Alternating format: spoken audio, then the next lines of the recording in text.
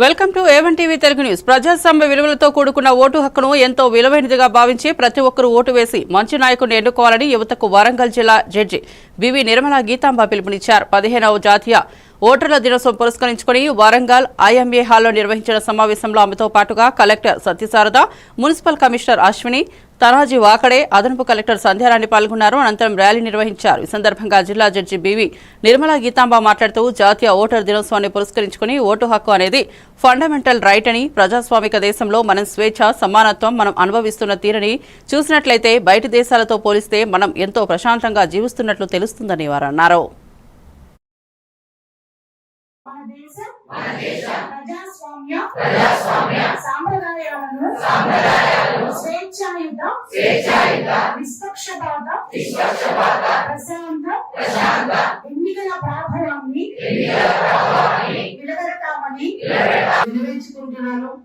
అదే విధంగా సోమర్థనాన్ని దూరంగా ఉంచి ఉచితంగా లేదు కాకుండా మన భారతరాలకు ఓటు హక్కు అనేది మనకు అన్ని హక్కుల్లాగానే మనకున్న ఫండమెంటల్ రైట్స్ లాగానే అది మన జరుగుతాగా మనకు వచ్చే ఒక గొప్ప హక్కు. మనది డెమోక్రటిక్ దేశము, స్వాతంత్ర స్వేచ్ఛ, వాక్ స్వేచ్ఛ, అలాగే ప్రతిదీ కూడా మనము స్వేచ్ఛగా అనుభవించే హక్కుని మన భారతదేశంలో కలుగున్నాము.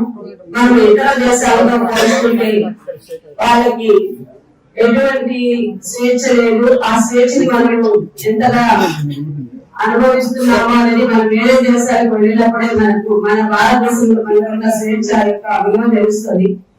అదేవిధంగా ఈ ప్రజాస్వామ్య రాజ్యంలో మనం ఓటు హక్కు అనేది ఖచ్చితంగా ఉపయోగించుకోవాలి.